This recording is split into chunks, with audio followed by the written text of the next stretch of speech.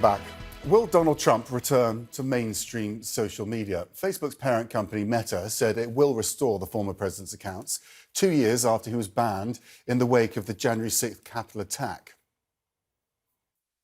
We're confirming that if he wants to, he can, in the coming weeks, he can use Facebook and Instagram again. I mean, of course, there are guardrails, there are rules. He's got to play by the rules, and we're announcing some additional ones today to encourage him to stick to the rules. Now, this decision follows Twitter's decision to lift the ban on Donald Trump back in November, but he hasn't actually posted since. He is posting on Truth Social, which is his own social media platform.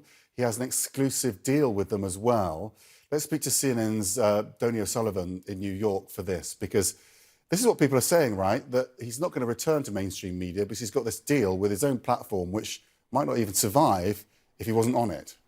Yeah, exactly, Max. Look, he has, from our understanding, a deal with Truth Social, which is the social media platform that he is now affiliated with, where he has to post there first, and then he can post on other platforms 6 hours later, which, as you know from using social media, that's not really a sustainable approach if you want to have engagement on the likes of Facebook and Twitter. But I think broadly the expectation here is that at some point he might be able to wiggle out of that, particularly as we go into the 2024 election cycle. He's going to probably want to be engaged in the news through his use of Twitter, and also importantly using those really valuable targeted ads on Facebook. Facebook have given him a set of restrictions though, right? He has to operate within. Going by past history, he's going to break those pretty quickly, so another ban would come if he did that? Yeah, they say, look, this decision was announced actually by former Deputy Prime Minister of the UK, Nick Clegg, from your neck of the woods, who, lost his election in 2017 and is now a president at Facebook.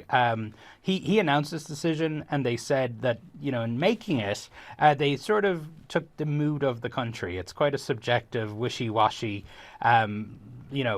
what factor that they're looking at here, and they say they don't believe that putting Trump back on the platform will cause imminent harm or danger, which is the reason they kicked him off the platform in the first place. Now, they said they will have some rules in place that he can post about certain things, and if he does something, they might kick him off for a short period and let him back on.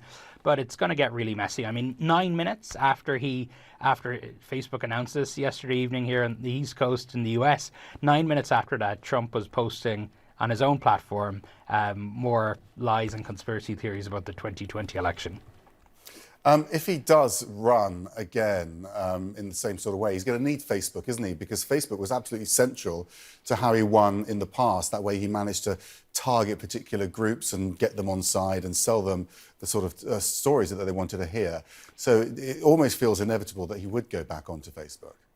Yeah, in the 2020 campaign cycle, the Trump campaign spent hundreds of millions of dollars on Facebook ads. And look, I think even Democrats would say that the Trump campaign is the best at using this targeting technology, both in 2016 and 2020. And look, I mean, I think that the broader conversation here is, of course, it comes down to the conversation about the power of Silicon Valley and big technology platforms. Look, while many people, many Democrats here, and Republicans too, in the moment after January 6th, and when there was panic here in the US in 2021, they agreed with that decision that he should have been deplatformed and silenced on Facebook and also on Twitter.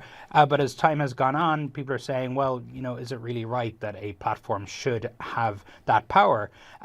So look, interestingly, even the ACLU, the civil liberties group here in the US, who has taken many a case and issue against Trump, say that this was the right call because they believe that people should be able to hear from Trump and hold him accountable, the good, the bad, and the ugly.